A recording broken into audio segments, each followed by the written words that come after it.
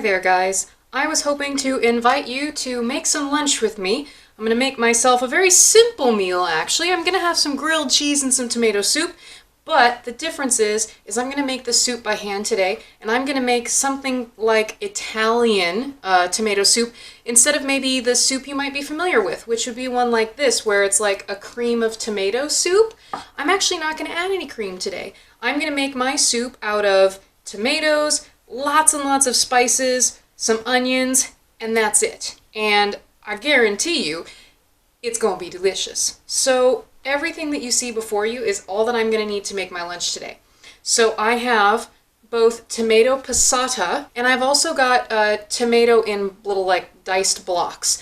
I really like the texture, but you could make this soup just with passata if you wanted it to be really smooth. I've got some onion diced here that I'm going to start with. And then I have a lot of different spices. You don't have to use all of these spices. Why don't you go digging around your spice cupboard, think about what could be super yummy with tomatoes, and add it to your soup. The coolest thing about soup is that you can make it your own.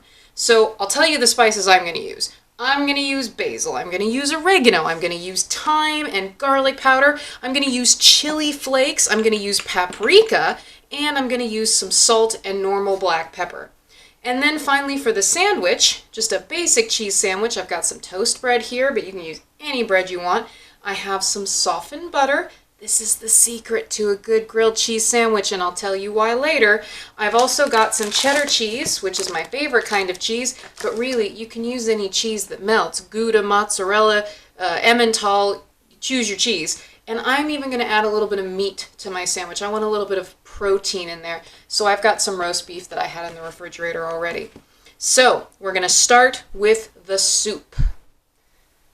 So here is my preheated soup pot, and I've got a little bit of olive oil in there because I'm going to start by cooking the onions until they're nice and soft and kind of see-through. You can also see here I have a small frying pan off to the side. I'll be using that to make my sandwich when the time is right, but first we've got to get that soup going. So we start with the onions and a simple wooden spoon to stir them around. And these onions should cook on sort of a lowish medium heat for a couple of minutes until they're nice and soft but not browned. My onions are now quite soft, and I think it's about time to turn down the heat just a little bit and add all of my tomatoes. So that means the passata, which I've already opened, and I'm going to add my can of tomatoes. We can give this a stir, and then it's time to start adding spices. I'm not going to measure this. I'm not going to do it on purpose. I want you to pick your spices, and I want you to go through the same process of trial and error and figure out what you like in your soup.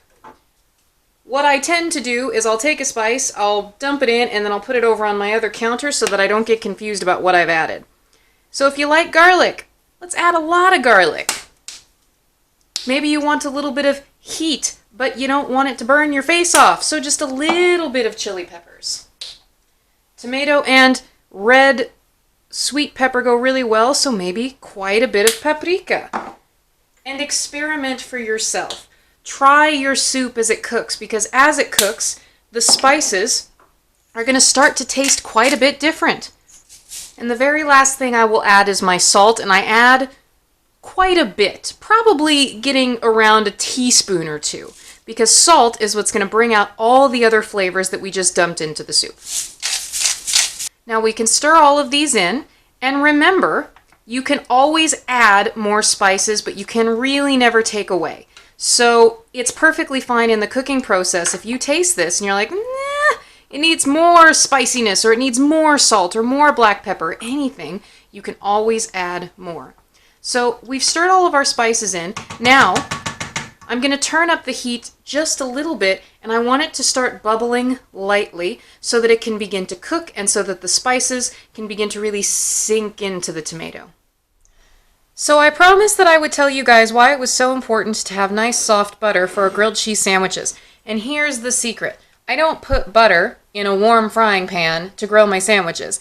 I spread it right onto the slice of bread. And if you have soft bread, you're going to need some soft butter. This is some pretty sturdy bread. So I won't actually put together my sandwich yet. I'm just going to butter the bread and let it sit until I'm just ready to grill my sandwich, because grilling a grilled cheese sandwich doesn't take more than a couple of minutes. So what I'll do is when I put it down in the pan, that's when I'll put in my meat and my cheese. So basically, voila, we've made our sandwich ready for grilling. Now once your soup has started to bubble, like this one, you're going to find that the tomato's so nice and thick that it kind of squirts tomato everywhere, which is no bueno. But we don't want to reduce the heat because we need it to bubble. So what I like to do is just cover it, and then I actually can reduce the heat a little bit and it will still bubble for me and cook, but that way it's not going to splatter all over my kitchen.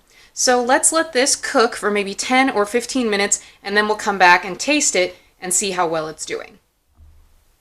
So while my soup finishes up its cooking over here to the right, I'm going to go ahead and begin my sandwich. This sandwich should take probably no more than a total of about 5 minutes at the most. And what I'm going to do is I'm going to assemble the sandwich in the pan that's already been preheated to a little bit under medium. So I'm going to take one part of my bread, butter side down. I might hear a little sizzle, I might not, it's okay. And then I'm going to place, you can do this one of two ways. Here's the way I like to do it. I have one of the big slices of cheddar and I've split it in half. I'm going to put one slice here, because I don't need a ton of cheese. You could even use 2 cheeses if you wanted. And then I'm going to put my meat down. And then I'm going to put another piece of my cheese. And then, butter side up, I place that part of the sandwich right there. But that way when I flip it over, the butter will end up in the hot pan. Now I'm just going to let this sit and cook.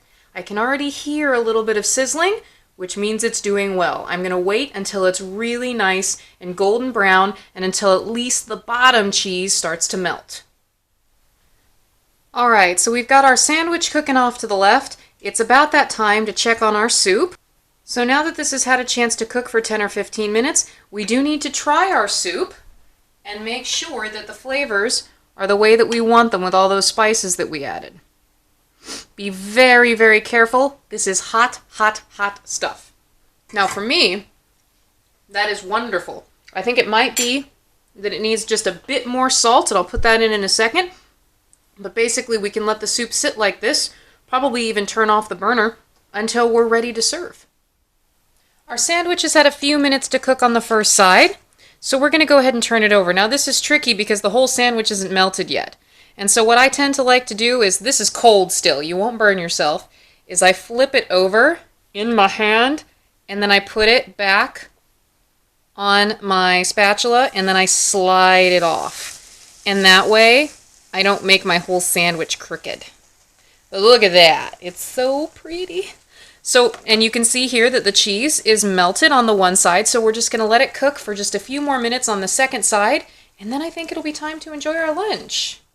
I do believe that it's time to eat. So I have here my finished sandwich, and I like to cut my sandwich in half. Now here comes a fun debate. Do you triangle your sandwich or do you rectangle it? I am a triangle person all the way. So I'm going to cut my sandwich into delicious halves. And then I'm going to serve myself some soup. And it was as easy as that. Grilled cheese and tomato soup. Enjoy.